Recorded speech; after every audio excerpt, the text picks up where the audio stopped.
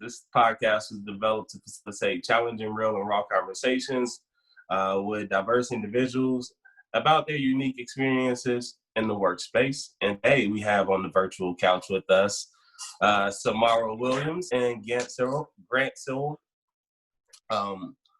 We want to learn a little bit about cybersecurity, but before I get into them bios of themselves, like always, I will allow them to tell us a little bit about themselves. So can you tell us a little bit about yourself, your background, what led you to the career? How did you get interested in cybersecurity? Let's start with you. First, thank you. Appreciate it.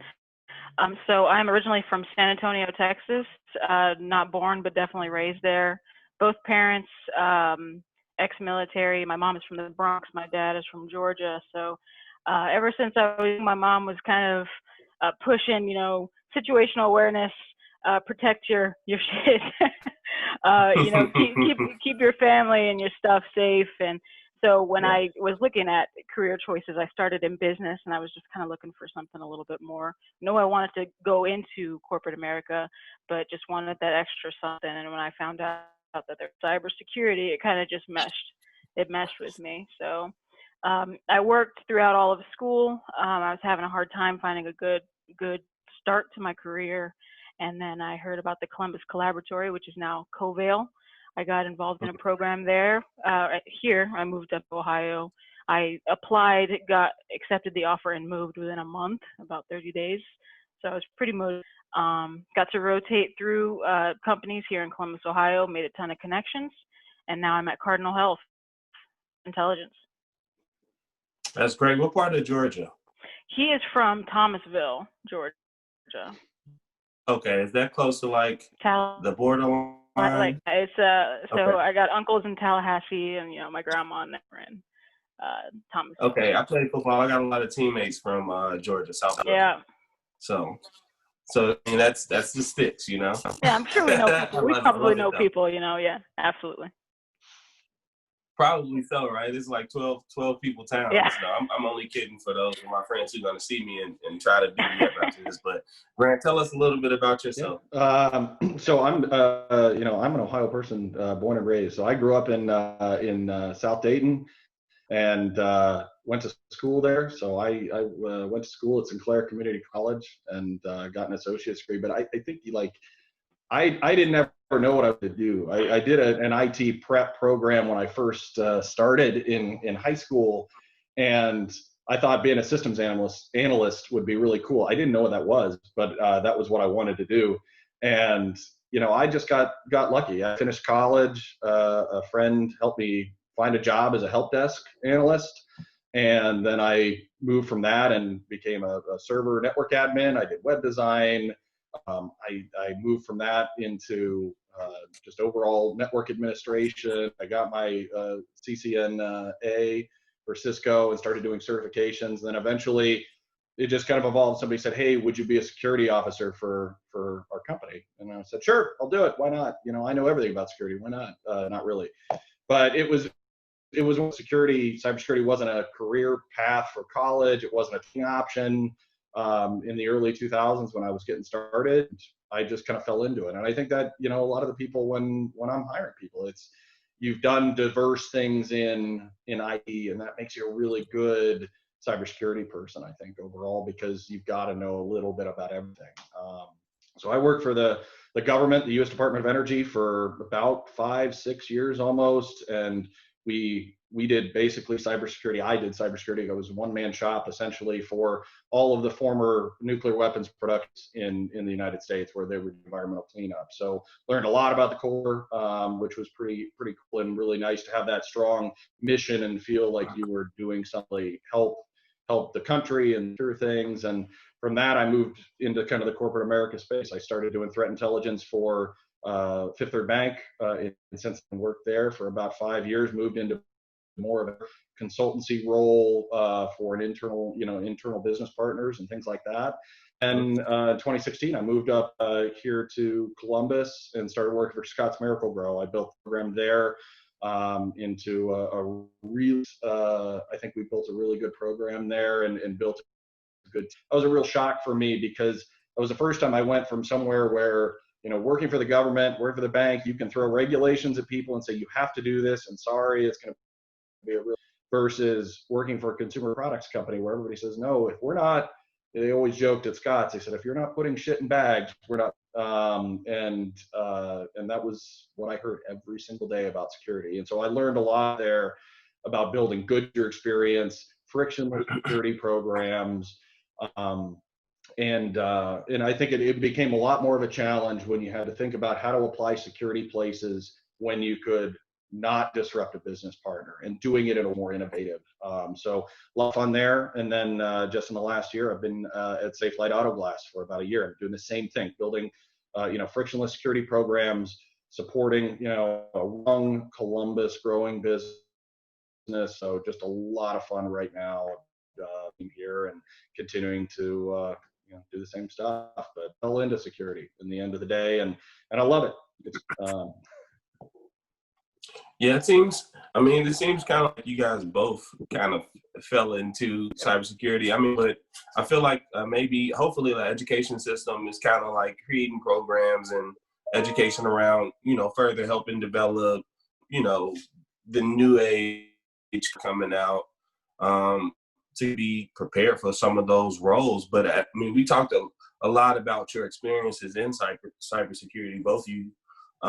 What is it though? Like, if it's a very broad term. I know it's a part of IT, and I know it's pretty much, as both of you guys kind of mentioned, keeping our stuff safe, from a business perspective, and also from a personal perspective, what I learned a little bit with Samara before we actually jumped on the phone. Could you guys talk a little bit about that? Yeah, I'll start a little bit. I think I joke around. It was funny. It was probably the late 2000s when cyber became a term, and it was always security, information security. That's what everybody called it. And then the government started using the term cyber, and I hate the term cyber. But now it's kind of ingrained. People looked at that as cyber was the more information security, was more, data and things like that. And now they've really fused, in my opinion, I think they've fused back. And so cybersecurity, information security are just, different terms, and it depends on your audience. A board of directors always loves hearing the term cyber status is, but at the end of the day, it's protect, it's making sure that you're stable and resilient. And I think especially in today's environment of, coronavirus is the name of the game when it comes to security and businesses right now. Yeah. What about you, Samara? I know you had a really good TEDx on it. Yeah. Well, I'll echo some of what Grant said. But I get that question more than you'd think, and I basically give them not the best, but I say everything. Right? It's everything because it's everywhere. It's in our pocket. It's on our wrist. It's in the clouds, like some people say. But it's protecting it. It's making sure your passwords are safe. It's making sure you're not falling for social engineering, which is an underrated aspect of cybersecurity. It's all around us, and it's important that everyone is aware.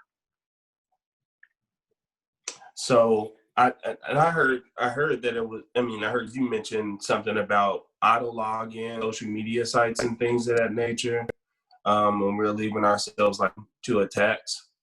Yeah. Could you speak a little bit about that? Yeah, so part of that is one aspect of social engineering is the where people can get on social media and pretty much find out whatever you let them find out about you. Part of keeping your assets and your information safe is making sure that you have privacy restrictions on a lot of your social media platforms. And you lock that down as well. And even if you do lock that down as much as possible, when you post and people share your things out and stuff, you need to make sure that none of the information that you put out there can be used against you. Is the big part of that. Okay, and that was pretty much a really good indicator or segue for me to really understand how businesses leverage cybersecurity to protect some of their assets, especially in some of these larger trend stuff, doing cutovers from programs or making a partnership digitally. So That was really interesting. But as we start to talk about COVID a little bit, I know we touched on how security is going to be a really big moving forward. As we're marching into this next phase of COVID, how is COVID affecting you, your life, your work, and your industry, and now and moving forward?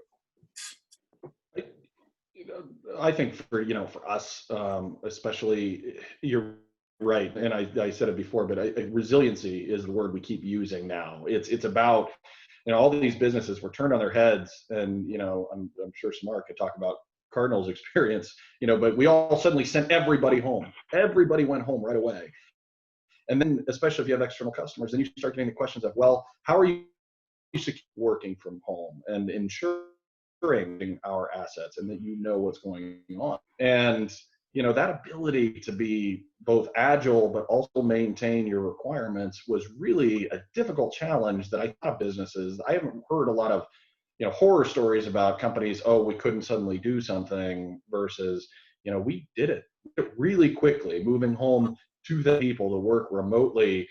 Yeah, that was a pretty big feat, and we pulled out of the results we had, but that's the new normal. We were pushed against the limits of our real estate, have any room for new associates.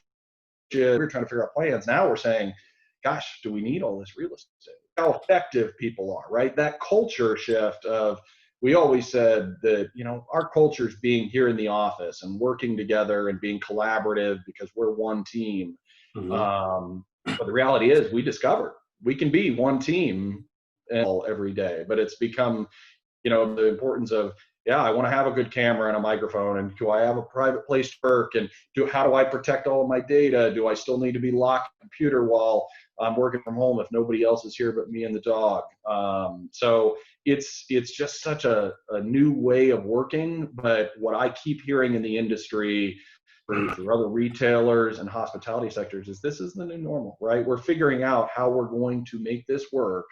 And everybody's looking at their culture, at their organization tools and collaboration solutions, and saying, how do we continue to make this work and make it even more effective than it already is? Because it's basically made new things to, new opportunities is really what it comes down to. But it's been a challenge, and I think everybody's risen to it really well. I want to double click into one of the points that you just mentioned, Dr. Samara. Yeah, I wanted to touch on that too, because Cardinal's done a fantastic job. I've been work from home since early March now, I think, or no, probably like late March. But I've learned so much about not only my company, my coworkers, myself. Everyone's going through this together, and we've tried to make the most of it by doing virtual happy hours. We've done a virtual cook. We played charades together the other day.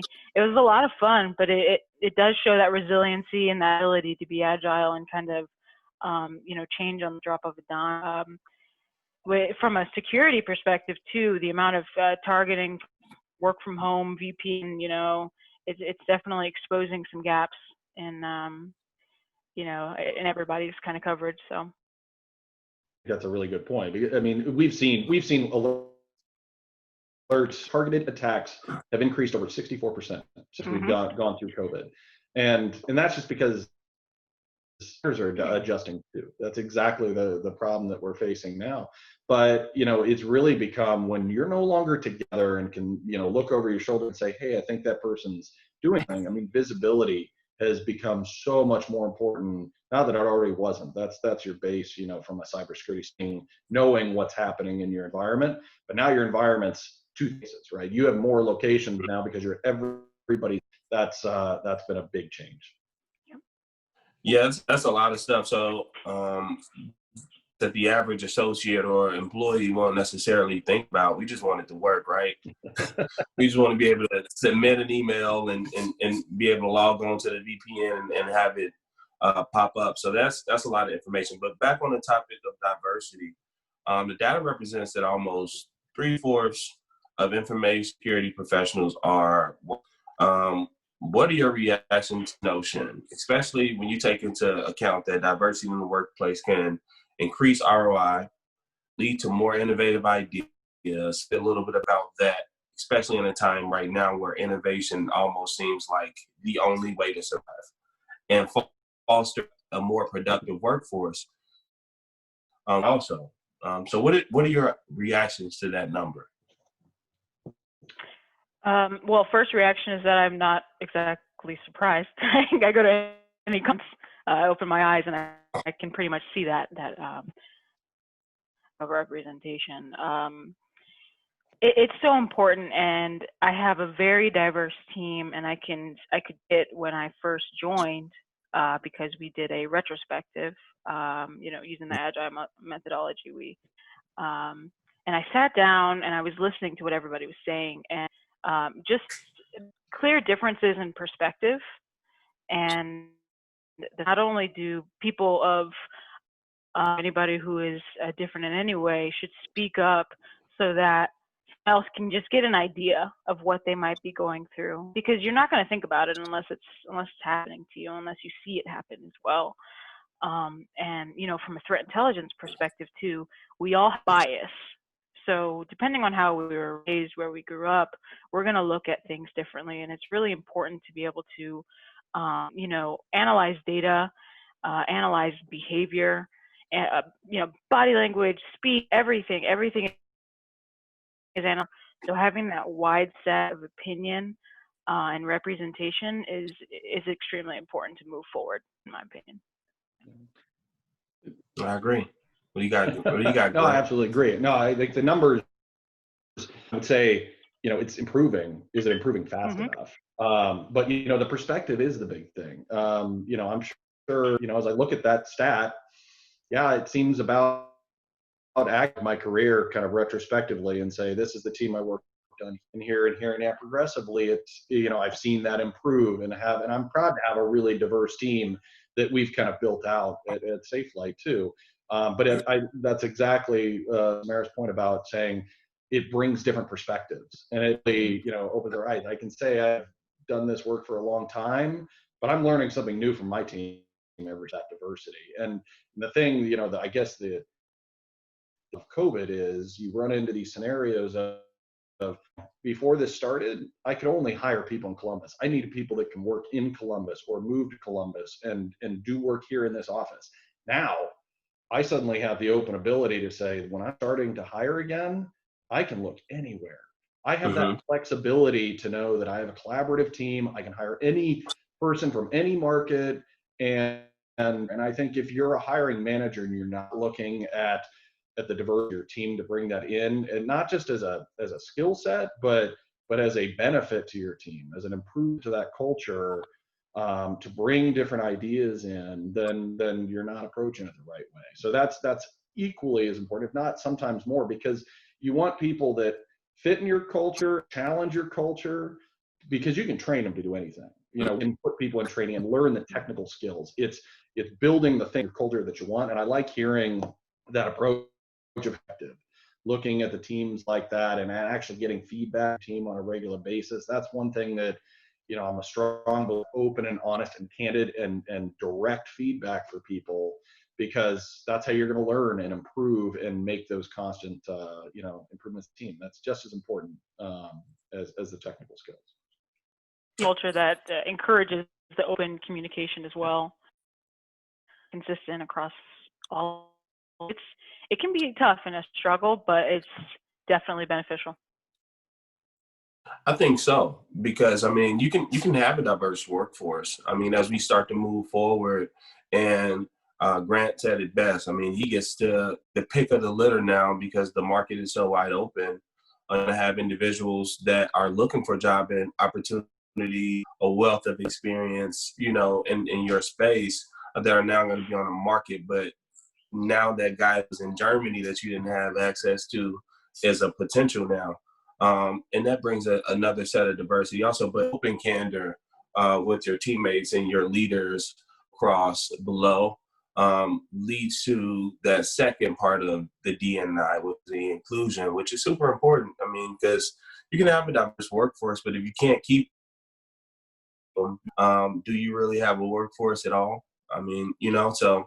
But let's do a little bit of being of a diverse background put any unique obstacles or opportunities on you guys' road to success? And I view both of you guys as being diverse, you know.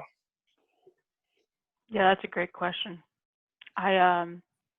So I'll put my stuff out there a little bit because I'm generally open anyway. But I like to call myself the quadfecta because not only am I a woman married to a woman, I'm African American, I am Puerto Rican, I'm a part of all communities.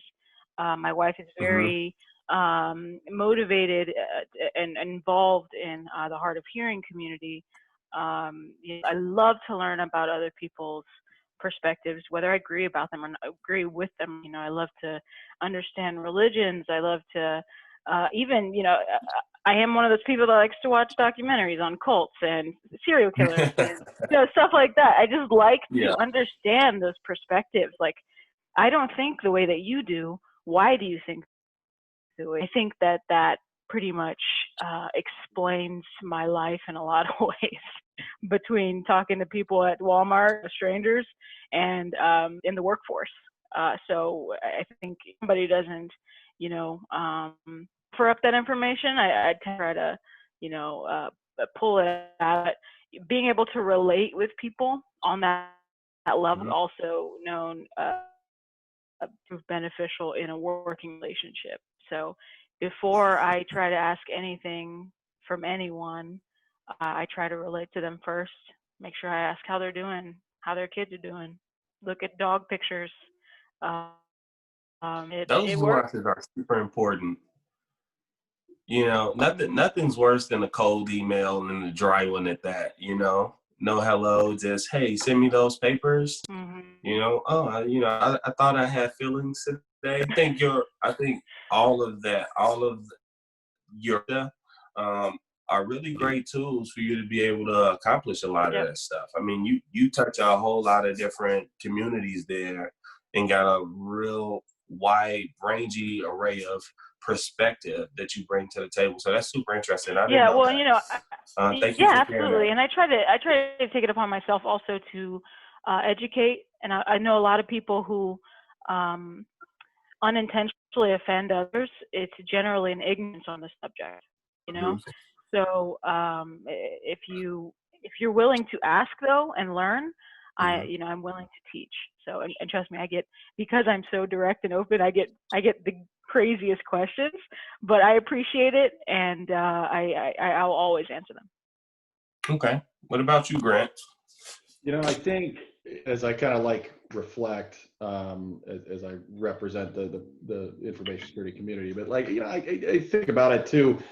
Even as you move through your career, how much I've learned moving from, somebody who just did, the basic help desk work and thought I knew everything, as we always run into when you're first out of college. You're like, I know what I'm going to do, and I'm going to solve this problem. Send that cold email, just get your shit done. That's the experience I had versus moving into a people leadership role and an influencer role. And how do you, learn more about people, and how much benefit that has and has changed my approach over time? Because I was absolutely 100% that, cold, why don't you just do this and get it done and tell me why and don't worry about it, and I thought about that too as you start out. And I always thought in a lot of different roles where, I think because I was younger at the time, but that people didn't want to listen to my ideas, and even though I was right, and I got advice a long time ago when I was going through college and I was working in a retail job, and I yelled at my manager because he was doing something a way that didn't make sense, and I said, look, you just don't understand what's going on, and I yelled at him, and I remember he pulled me in his office and he said, look, you're wise beyond your years. I'm still your boss, and you have to respect me.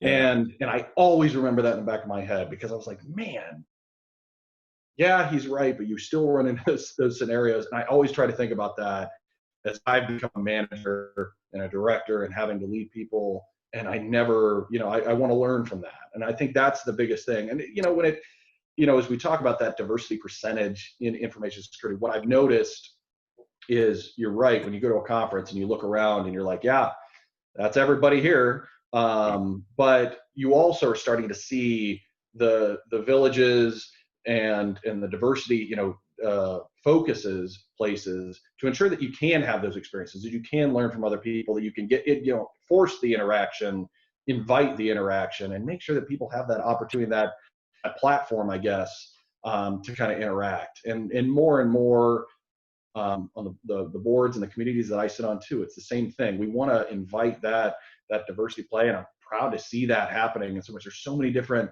sub communities that are going on in Columbus for technology and cybersecurity and all these different areas. The more we can make that available and accessible to people, it's making all of these communities and teams better, I think so. And also I think just having access to understanding, what that this cybersecurity is an actual industry that people are making boatloads of money in, and it's like, it's a real opportunity that could be presented. I went to a historically Black college or university, and the first time I was introduced to the term cybersecurity was maybe my sophomore year. This guy who worked in cybersecurity just had like a panel discussion about it, and it was that simple. And from there, it sparked the interest of a lot of my different colleagues that graduated with me that are now working in cybersecurity. So just having access to the information and knowing that this thing exists is really, really helpful. I guess I would ask, how have you guys worked to kind of connect opportunity of cybersecurity to try to kind of remove barriers or, promote change in the cyber security space through these people? I'll start. I think, as I mentioned before, like when I started, there were no, degrees or programs that were like that in college. There didn't exist. And it's still difficult, I think, for folks that they go to college now for a cybersecurity degree, some type of, security protection, there's sub, genres even more. And will come in and say, all right, I'm ready to go. And it still comes back to, how do you get them more of that experience? You don't want somebody to say, I went to school for cybersecurity, now I suddenly can't do it. And edge options, these are the careers that you can have. These are really the paths that it takes. You can get the education that, but you may start out as a help desk person. You may want to do this to make yourself more well-rounded.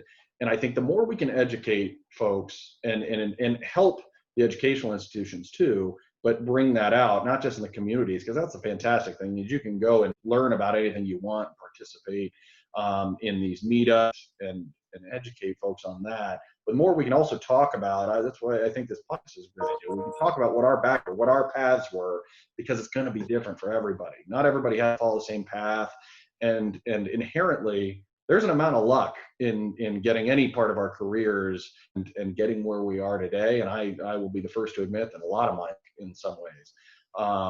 But I think, I liked what you said earlier, it's the making it accessible. The more we talk about it, the more we share with that information, that feedback to those training programs and the things that are going on, and give that back, I think that's the right approach, right? Oh, you got on that, Samara? Yeah. So I have been blessed by Connie Matthews, who is a big name in Columbus, Ohio. And she has helped me to get heavily involved in this community. And it's one thing I love Columbus. It's a very underrated city, and we're all very good. Everybody knows somebody who knows somebody, right? So I'm on a few boards for a couple of, a few organizations, one of which is Ohio Cyber Women, where we focus on kind of the younger ladies. Like we had 3 different events where we did little stations for 6th to 12th grade girls, just introducing them to the subject early. Kind of like I said, a lot of people don't learn about cybersecurity until they've declared a major in college, and they're like, I'm already headed here. Why would I deter? So trying to introduce it at a much younger age through Ohio Cyber Women. I'm also a part of ICMCP, which is the International Consortium of Minority Cybersecurity Professionals, which is as far as all minorities, gender, social, race, etc., focused on really trying to get more diversity in the space because of the reasons. And what I like about that group is that we've also tried to focus a lot on mentorship and how we are going to get people in IT and the business areas to make that switch. So providing them some of those opportunities to build those skills. And the bigger one being Empower Women of InfoSec. We recently had a very gala, or I don't know how people pronounce it, but we had a lot of fun. We decided we were going to do that 4 months before it happened, and thankfully we were able. But we're trying to keep that going, just to empower more women of color to get involved. There's a well-known statistic, I don't remember the number, but it's like women who look at certain job recs but don't qualify thing won't apply for it. I think that's nuts. That's something I try to understand, because I'm just like, just put it out there, and see what happens. But just trying to foster that confidence in us as well, to know that we are worthy and that we can, we can do just. So I think getting involved, getting a mentor, getting a mentee, just learning from the people around you can really help cybersecurity and just personal life in general too. Wow, I mean, you just hit on a lot of topics. I mean, both of you guys actually hit on a lot of topics of just a little bit more information about like some advice that you would give to others. But I guess I would pivot into what are some inclusion behaviors that can help companies attract and maintain an inclusive workforce? And like what type of training and support opportunities can help associates at those companies put those behaviors in practice every single day? Absolutely, and I'm glad that Smart on it is the mentorship and being a mentor at the same time, right? We all need a mentor sometimes in our lives and whatever that is, but also figuring out how to find somebody. And I have several folks that I mentor that are moving in their careers or know that their goal is to be a CISO in a company and build that out. And how do you do that? Not just outside your company, but internal. And when I look at a company that I want to work for that are looking at that, they want to follow that, one team concept, that ability to be out in the open and transparent opportunity and learn from that. And then making the training available too. As I said, I would rather hire somebody that is going to help our culture and improve that and focus on that strong culture of a company and build to it technical skills. And there's so many companies that you can move into and then suddenly they're like, yeah, we're not going to pay for a certification or training. And if you see that, I think those are questions that's a really good piece that when I mentor somebody, I tell them that. They ask me about, if I want to go to a career here, and ask these questions. Have you thought about this? What's really important? How long do you plan on staying somewhere? But I think strong company culture is the most important thing that I've looked for in my last 2 career moves. And I'm fortunate enough to say that both Scott's and SafeLight have really good cultures for their associates, and they're focused on that associate first, making sure that they have the resources they need, that they're following that playbook that's built out, and really have thought that through, both to support them in their career growth. And, I've always said I have meetings with team on a, maybe twice a year basis just to check in, and we call it their move coaching, understanding what their motivations are, what their career path wants to be. And anybody on my team will tell you that I've told them, hey, I want to build you up. Whether that means I'd love for you to discuss all the time. If that means that your goal and what you need is to move along and leave this company, then I want to build you too. If your company doesn't support that and wants to keep you stuck somewhere, that's a first indicator that something not working. So I think, and you don't always see that. It's hard to find companies like that. It becomes a very targeted thing. And as we continue to move in this new way of working, it'll be interesting to see companies want to support that, because it really is opening things up, I think, for folks who work in those cool places without having to suddenly relocate or do something different just to find the job that they want or the company they want or that role. Great points. All great points. You got something to add to that, Tamara? Yeah, I love when Grant goes first because it gives me all kinds of ideas. But yeah. I was switching back and forth because that's yeah, helping me. absolutely. Yeah, No. he put a nice little bow on it, didn't he? Yeah, so I think there's a couple of things. It's advice I give all the time, sometimes unsolicited, but I can't help it. I think it starts with self-reflection, right? What are my weaknesses? What do I actually want? Which is a really hard question to answer. We have an idea of what we want, but what do we want? What's important to us? And I think that companies force that idea of self-reflection. There's a checkbox. There's the HR checkbox. Are you checking in quarterly? You filling out, work day? I do think it's good leaders like Grant who really sit people down and are like, hey, let's talk about this. And how can I help you? But it also starts with the individual person knowing that about themselves. Mm-hmm. So self-reflection, yeah, that's the one. Yeah. I mean, I think the same, and both of you guys did a really good job in putting a bow on that. That's a tough question to ask, because it varies from organization to organization. And also individual to individual. Tamara, you made it in terms of saying, what do you want? What do you want? Part of that is understanding what are you willing to give up to get what you want, or what move to make, things to shift in your life, things to learn. I think Grant did a good job of talking about that and making sure that a company supports that. And it's like, I guess I'll leave it there because that was actually that'll be a really good wrap. But I guess my next question would, how can we advance STEM fields in cybersecurity, at large? Oh man, there's so many places on a lot of those. Just to other people's perspectives, yeah. And from a technology perspective, sometimes cybersecurity is viewed as a necessary evil when it should be viewed as a partner,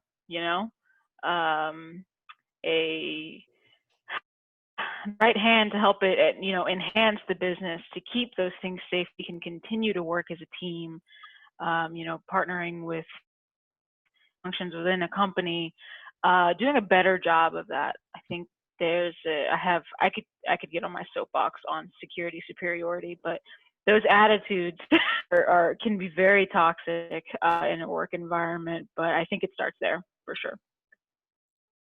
Something to add to that, Grant? Yeah, I think, as we kind of think about that wrap up, but I've been thinking about your first question, what is cybersecurity? And I think if you really think about it and how it's evolved over time, really what it is trust.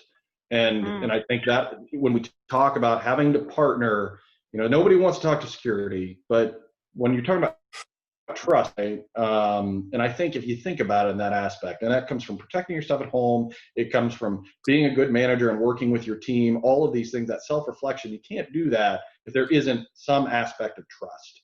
And the more we part that and try to build this up, that, you're not being a bad guy. You're there to protect, help, you're there to shield people and build and be a good partner. That's where we need to go. And so I think it exactly making sure that we're the ones leading trust for a company, for an organization, for yourself. And I think that's that strong mission, knowing why you want to do something and being that partner. That's what it is for me. I guess on that note, I hope you guys enjoyed the show.